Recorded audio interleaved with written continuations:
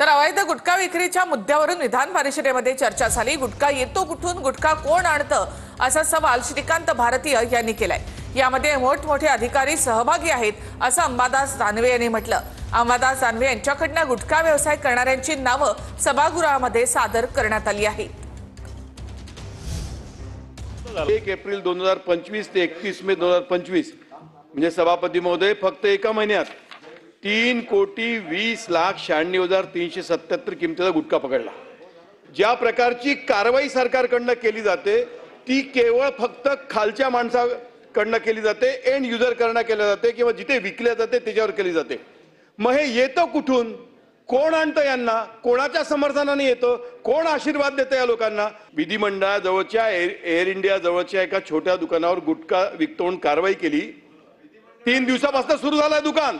ज्या ज्या ठिकाणी अशा प्रकारच्या सभापती महोदय पुढे सापडतात ना, तिथला अधिकारी त्याच्यावर पहिले कारवाई केली पाहिजे।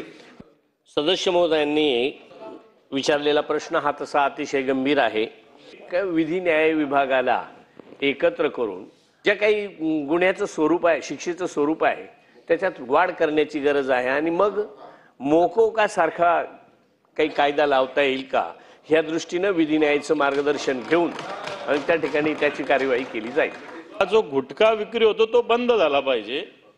प्रशासन साध्या पानाच्या टपरीवर कारवाई करतो, पण बेसिक याचं मूळ कुठे आहे याच्यावर प्रशासन पोहोचतच नाही सभापती महोदय। याच्यामध्ये नुसते यांच्या खात्याचे अधिकारी नाही तर मोठ्या प्रमाणावर पोलीस सहभागी सभापती महोदय, मोठे मोठे IPS अधिकारी सहभागी सभापती महोदय। याच्यामध्ये त्यांची जर यादी बघितली सभापती महोदय की मला असं वाटतं की काही लोकांना एक याच्यातलं केपी म्हणून किरण पुजारी कोण आहे याला तर पोलीस संरक्षण आहे सभापती महोदय। हा मेन गुटख्याचा पूर्ण महाराष्ट्रामध्ये व्यवसाय करणारा व्यक्ती, हा मकोका यांना बसतो सभापती।